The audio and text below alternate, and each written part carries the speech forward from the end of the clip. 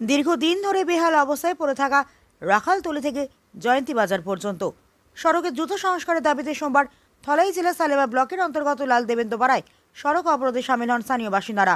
অবরোধকারীদের অভিযোগ, বহুবার বিষয়টি সংশ্লিষ্ট কর্তৃপক্ষের নজরে আনা হলেও এখনো পর্যন্ত রাস্তা সংস্কারের কোনো কার্যকর উদ্যোগ নেওয়া হয়নি।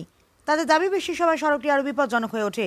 প্রতিদিন স্কুল কলেজের পড়ুয়া, রোগী, সাধারণ পথচারী এবং যানবাহন চলাচলে চরম দুর্ভোগের শিকার হচ্ছেন। এদিন বিক্ষোভকারীরা এলাকার পঞ্চায়েত প্রধান নিশিকান্ত দেবনাথের বিরুদ্ধে দীর্ঘদিন ধরে আশ্বাস দিয়ে টালবাহানা করার অভিযোগ তোলেন। তাদের বক্তব্য শুধু প্রতিশ্রুতি নয়, এবারে অবিলম্বে রাস্তা সংস্কারের কাজ শুরু করতে হবে। পরিস্থিতির জেরে কিছু সময়ের জন্য এলাকায় যান চলাচল ব্যাহত হয়। অবরোধকারীরা দ্রুত রাস্তা মেরামতের আশ্বাস না পাওয়া পর্যন্ত আন্দোলন চালিয়ে যাওয়ার হুঁশিয়ারি দেন।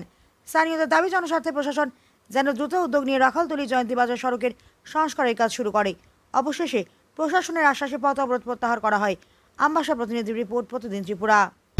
আমরা গত ৩-৪ বছর ধরে ওই পঞ্চায়েতে যাই, ব্লকে যাই, সবার কাছে দিই। এই রাস্তার অবস্থাটা আপনাদের নিজেই দেখছেন। এটা কোন জায়গা? এটা পর্বতচূড়া লাল দেবেন্দ্রপাড়া। এইসব জায়গার মধ্যে, এই রাস্তার মধ্যে আমাদের পোলাপান আজকে ৩-৪ বছর ধইরা এইভাবে ফেঁকে দিকে হাটে যায় আর ফেঁকে দিকে হাটে যায় স্কুলের মধ্যে ফেঁকে দিকে হাটে যায় আর এটা করতে করতে আমরা ৩-৪ বার না ৫ বার আমরা রাস্তা বন্ধ করছি এখানে।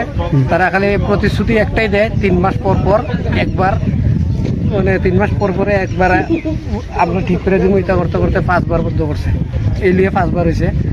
এখন যদি আমরা এই রাস্তা আমরা কিছু মানে আপনার না সবাই, আমরা এখানে ১২০ পরিবার বা ৩০ পরিবার আছি, সব পোলাপান আছে, সবাই ছোট ছোট পোলাপান আছে, তারা স্কুলে যাইতে আইতে, গাড়ি ঘোড়া আছে সব। একজন মানে অসুস্থ মানুষ নিয়ে আমরা হসপিটাল যাইতে গেলে পর্যন্ত এতটুকু কষ্ট হয়।